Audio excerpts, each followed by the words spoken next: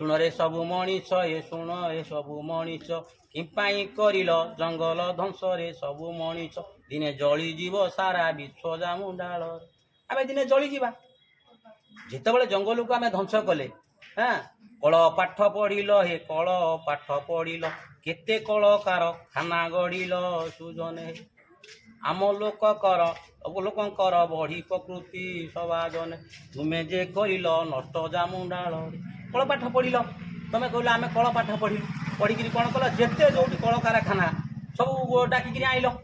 ଯେତେ ଜଙ୍ଗଲ ଥିଲା ଆଜି ସେ ଜଙ୍ଗଲକୁ ଧ୍ୱଂସ କଲା କିଏ? ଆମେ ଗରିବ ଲୋକ କରିଛନ୍ତି? ତମେ ଜଙ୍ଗଲକୁ କାଟିଲ, ସେଠି ସବୁ ବିଲ୍ଡରକୁ ଦେଲ, କମ୍ପାନୀକୁ ଦେଲ।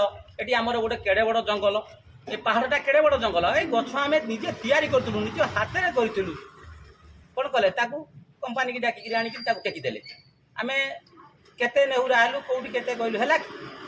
ହେଇପାରିଲାନି। କାହିଁକି ନା ସେଇମାନେ ଖାଲି ତାଙ୍କର ଦରକାର କ'ଣ? ଟଙ୍କା ଦରକାର। ଦେଖିରି ଗଲେ ପାରୁନା ହଁ କି ଜାଣି ଏ ପାରୁନା ହଁ କି ଜାଣି କିପାଇଁ ଦେଉଛ ଗଛକୁ ଆଣି ସୁଜନେ। କିପାଇଁ ଗଛକୁ ଦେଉଛ ଆଣି? ଭଲ ଗଛ ରଖେ ପବନ ଟାଣି ଯେ ପାଣି। ଗଛ ଭଲ ପାଣି ପବନ ଟାଣେ। ସମସ୍ତେ ଜାଣିଛନ୍ତି ଗଛ ଭଲ ପାଣି ପବନ ଟାଣେ ନା ନାଇଁ?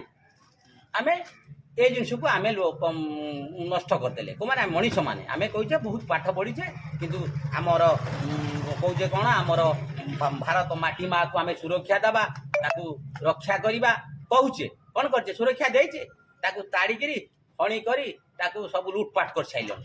ଅଛି ଆଉ ସୁରକ୍ଷା? ଆମ ମାଟି ମାଆକୁ ସମ୍ମାନ ଦେଉଛେ? ଆମେ ମାଆକୁ ସମ୍ମାନ ଦେଉଛେ କି ନାଇଁ?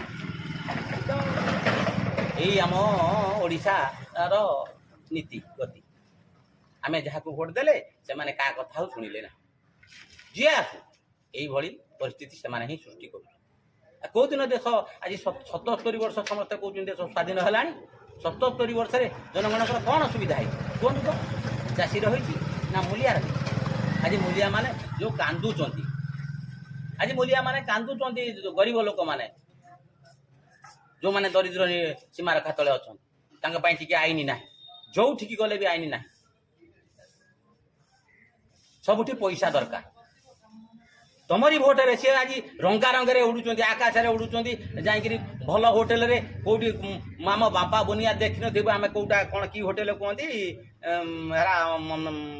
5 ଷ୍ଟାର ହୋଟେଲ, ଗେଷ୍ଟ ହାଉସ୍, ମାନେ ଟେଷ୍ଟ ପୁଣି ଗେଷ୍ଟ ହାଉସ୍, ମାନେ ଟେଷ୍ଟ, ମାନେ ଏଠି ଟେଷ୍ଟ ହିନ୍ଦୀରେ ଇଂଲିଶରେ ସବୁଥିରେ ଲେଖା ହେଇଛି, ଓଡ଼ିଆରେ ବି ଲେଖା ହେଇଛି।